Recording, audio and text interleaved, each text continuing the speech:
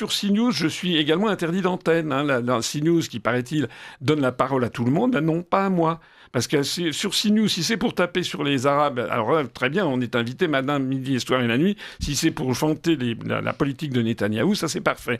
Mais en revanche, si c'est pour dire l'industrie française est en pleine décapitulage à cause de la libre circulation des mouvements de capitaux qui a été organisée depuis le traité de l'acte unique de 86 et gravé dans le marbre du traité de Maastricht, là évidemment on n'en est plus question. Les amis, parlant de la position de l'UPR et d'Asselineau, il faut comprendre un truc simple. Si tu veux sortir de cette machine à broyer des nations qu'est l'Union européenne, tu ne t'enfermes pas dans les étiquettes débiles de droite ou gauche. Parce que, spoiler, Bruxelles nous impose ses directives, liquide notre industrie et transforme nos politiques en VRP de la Commission. Et c'est pas nouveau.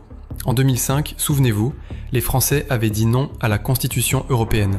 55%. Une majorité claire, nette et sans ambiguïté.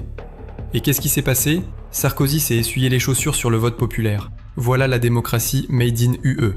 Tu votes, mais si c'est pas dans le bon sens, c'est poubelle. Il y a eu, le 29 mai 2005, 55% de non à la Constitution européenne, c'était formidable. Malheureusement, Sarkozy a piétiné de façon scandaleuse ce choix. Et sur ces 55% de non, on estime, d'après les sondages post-électoraux, qu'il y avait peut-être 25 à 30% qui venaient de la droite et 20 à 25% qui venaient de la gauche.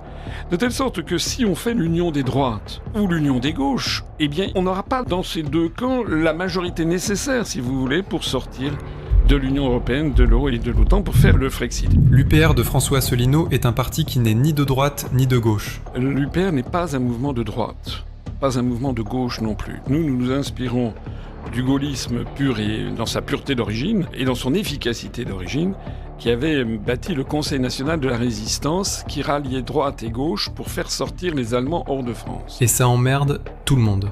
Parce que ça veut dire quoi ? Ça veut dire qu'il parle aux Français avant tout, pas aux petites chapelles partisanes qui préfèrent se chamailler pendant que Bruxelles continue de nous plumer. Son parti, c'est pas un club de bobos parisiens ni un repère de réac grincheux, non. C'est un outil, un marteau pour briser les chaînes de l'UE, de l'euro et de l'OTAN. Bref, l'UPR, c'est le parti du Frexit, et rien que ça suffit à foutre la trouille à tous les chiens de garde médiatiques qui préfèrent inviter des pantins en boucle plutôt que de donner la parole à quelqu'un qui veut rendre leur souveraineté aux Français. Partage, like, commente et abonne-toi. À bientôt les amis.